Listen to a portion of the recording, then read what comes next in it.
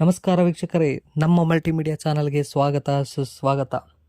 ರಾಜ್ಯದಲ್ಲಿ 5, 8, 9ನೇ ಕ್ಲಾಸಿನ ಮಕ್ಕಳಿಗೆ ಪರೀಕ್ಷೆ ನಡೆಸಬೇಕೇ ಬೇಡವೇ ಎಂಬ ಬಗೆಗಿನ ಅನಿಶ್ಚಿತತೆ ದೂರವಾಗಿದೆ. ಹೈಕೋರ್ಟ್ ಪರೀಕ್ಷೆಗೆ ಗ್ರೀನ್ ಸಿಗ್ನಲ್ ನೀಡಿದೆ. ಸೋಮವಾರದಿಂದ ಪರೀಕ್ಷೆ ನಡೆಯಲಿದೆ. ಇದರ ಬಗ್ಗೆ ಅಪ್ಡೇಟ್ಸ್ ಕೊಡ್ತಾ ಹೋಗ್ತೀನಿ.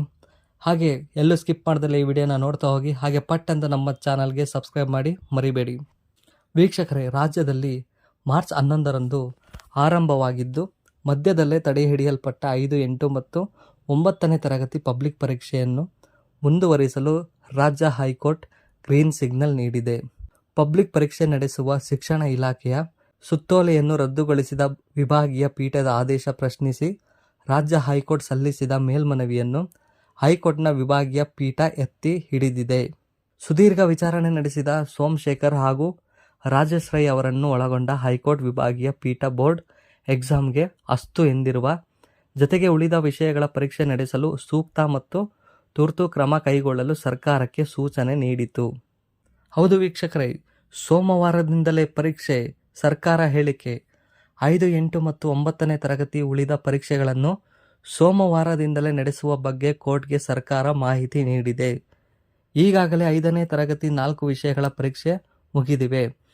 8 ಹಾಗೂ 9ನೇ ತರಗತಿಗಳ 2 ವಿಷಯಗಳ ಪರೀಕ್ಷೆ ನಡೆದಿವೆ. 11ನೇ ತರಗತಿ ಎಲ್ಲ ವಿಷಯಗಳ ಪರೀಕ್ಷೆ ಮುಕ್ತಾಯವಾಗಿದ್ದು ಫಲಿತಾಂಶ ಹೊರಬರಬೇಕಿದೆ.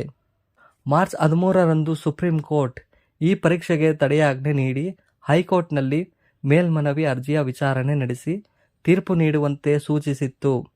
ಅದರನುಸಾರವಾಗಿ ಈಗ ತೀರ್ಪು ಬಂದಿದೆ. ಕರ್ನಾಟಕ ಶಾಲಾ ಶಿಕ್ಷಣ ಮತ್ತು ಸಾಕ್ಷರತಾ ಇಲಾಖೆ ನಡೆಸುತ್ತಿರುವ ಈ ಪರೀಕ್ಷೆ ಮಾರ್ಚ್ 11ರಂದು ಆರಂಭಗೊಂಡು ಮಾರ್ಚ್ 18ಕ್ಕೆ ಮುಗಿಯಬೇಕಾಗಿತ್ತು.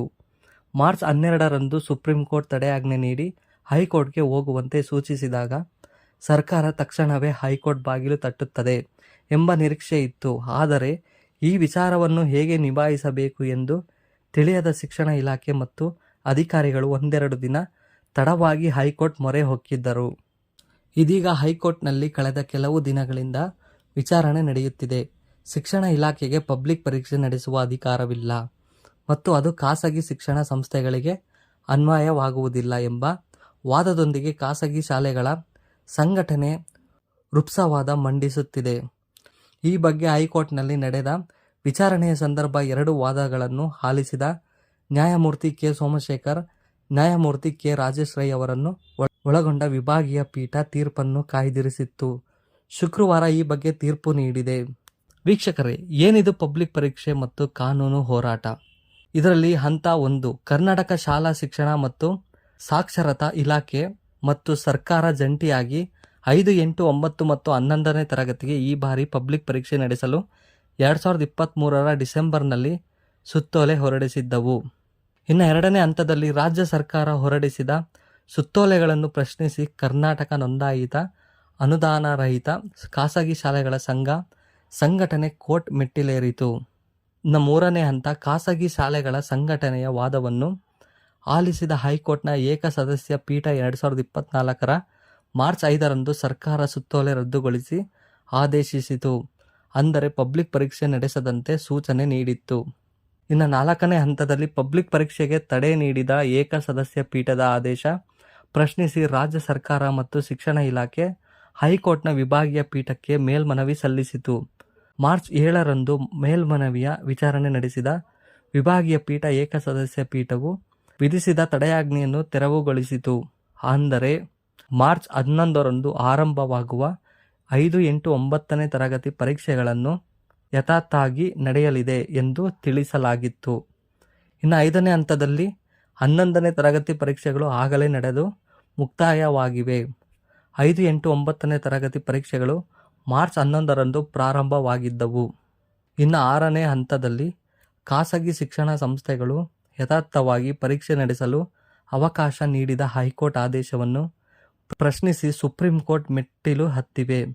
ಅರ್ಜಿಯನ್ನು ತುರ್ತು ವಿಚಾರಣೆಗೆ ಪರಿಗಣಿಸಿದ ಸುಪ್ರೀಂ ಕೋರ್ಟ್ ಮಂಗಳವಾರ ಮಾರ್ಚ್ 12 ಪರೀಕ್ಷೆಗಳಿಗೆ ತಡೆಯಾಜ್ಞೆ ನೀಡಿತ್ತು ಮತ್ತು ಶಿಕ್ಷಣ ಇಲಾಖೆ ಕೂಡ ಎಲ್ಲ ಪರೀಕ್ಷೆಯನ್ನು ಮುಂದೂಡಿ ಆದೇಶ ಹೊರಡಿಸಿತು.